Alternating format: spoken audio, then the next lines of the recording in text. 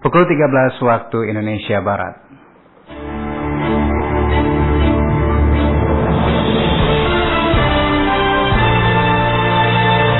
Dari Beranda Negara Kesatuan Republik Indonesia, Radio Republik Indonesia Batam menyampaikan warta berita daerah. Takut terlambat, betul datang pada jam yang sama nih. Ini ramai banget mulai jam 4 sampai jam setengah 6 itu sangat ramai. Pakaian, jadi supaya nanti pada saat kita kembali kan mau berangkat itu kita sudah siap. Check-in online, betul. Sari berita arus mudik mulai meningkat. Pelabuhan Batam Center dipastikan bekerja maksimal. Bandara Ahmadi Batam himbau pemudik untuk melakukan check-in tiket online.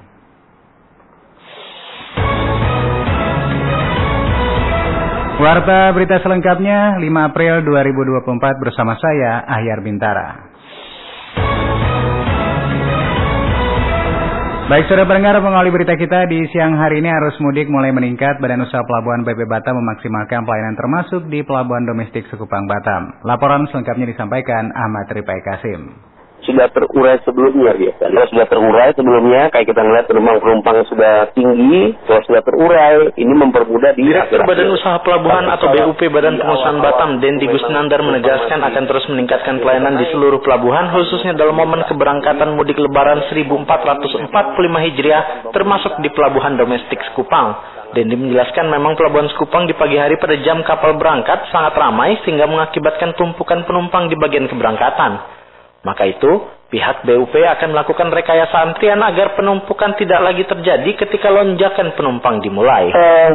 Memang cukup seru kalau di Sekupang. Saya selalu hadir di sana, jadi saya sahur di Sekupang. Karena memang tipikal atau secara psikologis, para penumpang itu punya kekhawatiran akan tertinggal atau takut terlambat. Betul datang pada jam yang sama nih. Ini ramai banget ya. Jadi di mulai jam 4 sampai jam setengah 6 itu sangat ramai. Kita memang yang bisa kita lakukan adalah melakukan rekayasa lagi terhadap sistem antrian. Ini kita lihat, tapi semoga ini lebih baik. Dari tahun ke tahun lebih baik. Kita melihat learning by doing kita lebih baik. Semoga tahun ini juga lebih baik. Dan menyebut Pelabuhan Domestik Sekupang mendapatkan 3 tambahan pelayaran.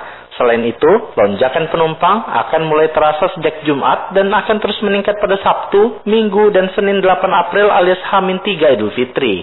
Ada memang penambahan kapal. Kupang juga ada Kedumai, 3 penambahan kapal. Diperkirakan juga Senin itu bisa jadi arus puncaknya juga. Beruntung nih, hari ini Jumat, waktu terakhir kerja, secara psikologis ya. Ada Sabtu, ada Minggu, ini yang memang harus ada persiapan penuh dari kita. Sebelumnya Kementerian Perhubungan atau Kemenhub menjadikan Batam sebagai salah satu titik krusial di arus mudik 2024. Hal ini diketahui setelah Kemenhub melakukan pemetaan titik-titik krusial periode mudik Lebaran 2024, baik di darat maupun di laut. Budi menyampaikan arahan Presiden Jokowi yang meminta antisipasi lonjakan mudik, khususnya pergerakan ke arah timur, serta mengimbau supaya masyarakat menjalani mudik maksimal H-3 Lebaran. Jumlah pemudik tahun ini diprediksi akan mencapai 193 juta orang. Angka tersebut mengalami peningkatan 45% dibandingkan tahun sebelumnya. Dari Batam, Provinsi Kepulauan Riau, Ahmad Rifai Kasim melaporkan.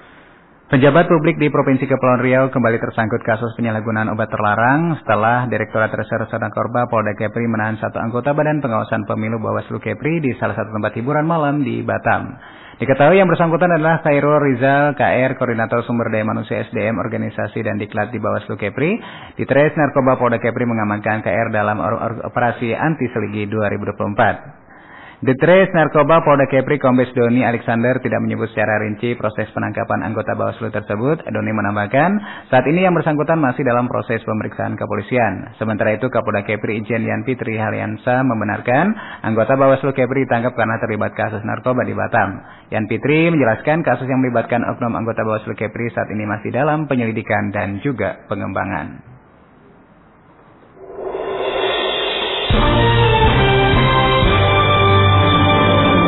Terima kasih pendengar, Anda masih mendengarkan Warta Berita Daerah Program 1 RRI Batam.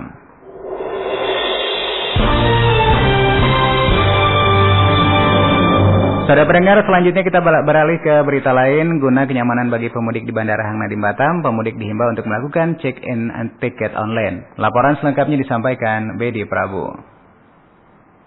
Arus mudik Lebaran 2024 melalui Bandara Hang Nadiem Batam mulai ramai.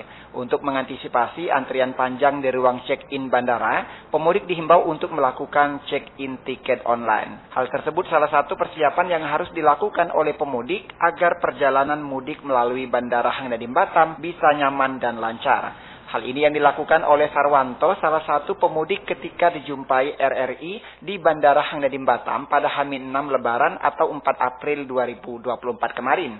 Menurut Sarwanto, untuk mudik Lebaran tahun ini, beberapa persiapan yang ia lakukan mulai dari pengurusan perizinan kepada atasan untuk cuti Lebaran, kemudian persiapan perlengkapan yang harus dibawa mudik, dan yang terakhir menurutnya sebelum berangkat ke bandara, sudah melakukan check-in tiket online. Kebetulan kita persiapannya kan 2 hari ya, karena kita kan harus mempersiapkan masalah surat izinnya, terus berkemas-kemas masalah pakaian, jadi supaya nanti pada saat kita kembali kan mau berangkat itu kita sudah siap. Check-in online, betul, tinggal masuk aja. Kalau menurut kami pelayanan cukup bagus, lancar. Sementara itu berdasarkan data dari Posko Terpadu Lebaran 2024 Bandara Hang Nadiem Batam, pada H-7 Lebaran atau 3 April kemarin, jumlah pemudik melalui Bandara Hang Nadiem Batam tercatat sebanyak 13.087 orang, dengan rincian 4.916 orang datang dan 8.171 orang berangkat. Reporter RRI Batam, Bedi Prabu melaporkan. Menteri Perhubungan Budi Karya Sumadi menghimbau masyarakat melakukan perjalanan mudik lebih awal sebelum puncak arus mudik. Diketahui puncak mudik Lebaran 2024 diprediksi pada 5 hingga 8 April mendatang. Menteri Menhub hal itu dilakukan agar masyarakat terhindar dari kepadatan pada saat puncak arus mudik Lebaran.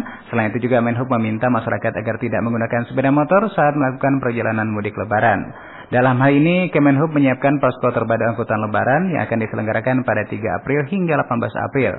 Menhub juga mengharapkan kepada jajaran Polri memperhatikan titik-titik kemacetan seperti Pasar Tumpah. Kemudian kita beralih ke berita lain. Gubernur Provinsi Kepulauan Riau meminta SDP Telaga Punggur berikan pelayanan maksimal kepada masyarakat agar dapat melaksanakan mudik dengan aman dan juga nyaman. Laporan selengkapnya disampaikan Nurul Mahfud. Posko Terpadu Angkutan Lebaran tahun 2024 mulai beroperasi di Pelabuhan SDP Telaga Punggur. Pengoperasian posko ditandai dengan apel pembukaan yang dipimpin oleh Gubernur Kepri Ansar Ahmad di Pelabuhan SDP Telaga Punggur, Kota Batam. Gubernur Ansar mengimbau seluruh penyelenggara transportasi untuk memastikan kesiapan dan kelayakan transportasi guna menjamin pelayanan prima kepada masyarakat yang akan mudik. Ia berharap dengan kesiapan matang dari seluruh pemangku kepentingan, pelaksanaan angkutan Lebaran tahun ini dapat berjalan dengan lancar, aman, dan nyaman. Untuk memenuhi kebutuhan arus mudik yang kita pastikan fluktuasinya meningkat, tentu teman-teman juga di berbagai tingkatan sudah membahas kemungkinan tambahan moda transportasi yang ada, agar supaya tidak terjadi penumpukan, masyarakat dapat dilayani dengan baik. Selain itu perlu juga dilakukan kontrol berkaitan dengan tarif angkutan ini. Gubernur Kepri Ansar Ahmad juga mengimbau masyarakat untuk mudik lebih awal agar menghindari kepadatan pemudik di puncak arus mudik. Ia mengingatkan masyarakat agar juga memastikan keamanan rumah saat akan ditinggal mudik. Dari Batam, Kepulauan Riau, Nurul Mahfud melaporkan.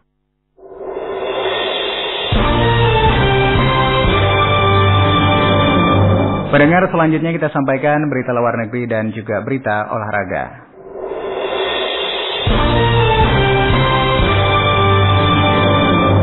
Perusahaan dari Brunei Darussalam, Brunergi Utama menginisiasi jalur kereta api cepat yang menghubungkan 3 negara termasuk ibu kota negara IKN Nusantara di tengah gema pembangunan infrastruktur yang bergabung di seluruh Asia Tenggara. Brunergi Utama, perusahaan infrastruktur yang beralih dari sektor minyak dan gas, mengumumkan rencana ambisius pembangunan kereta api Trans Borneo sebagai proyek kereta api berkecepatan tinggi pertama di Pulau Kalimantan.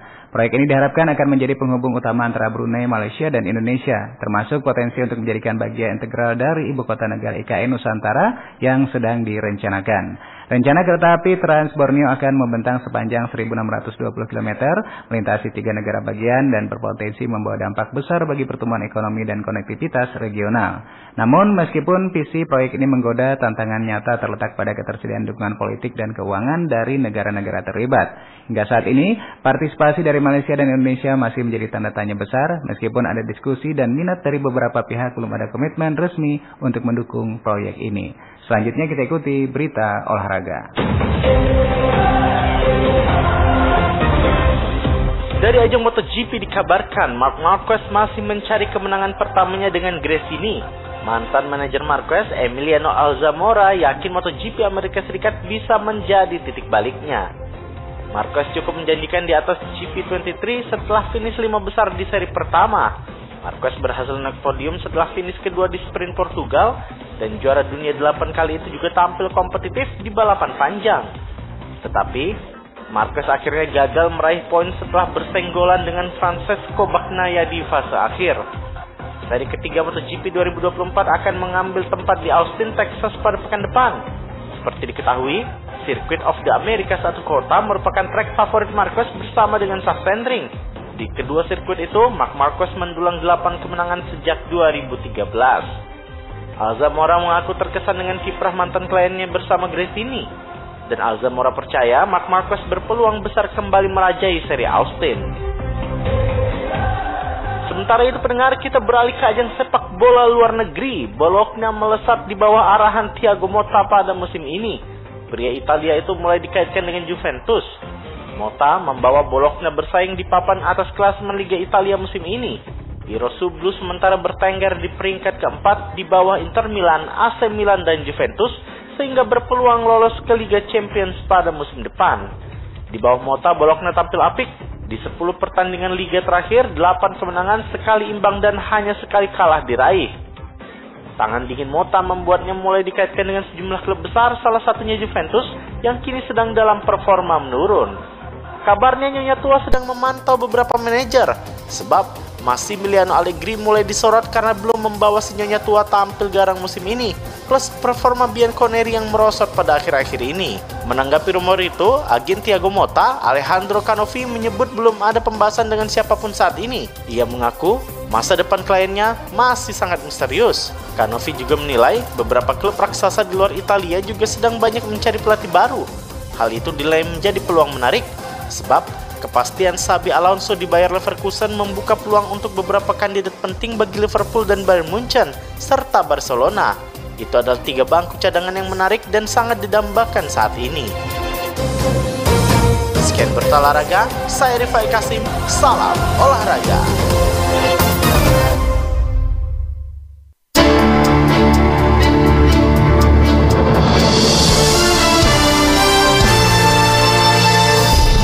Demikian rangkaian informasi dalam Warta Berita Daerah RRI Batam. Sebelum berpisah, kembali kami sampaikan berita utama. Arus mudik mulai meningkat, Pelabuhan Batam dipastikan bekerja maksimal. Bandara Hang Nadiem Batam himbau pemudik untuk melakukan check-in tiket online.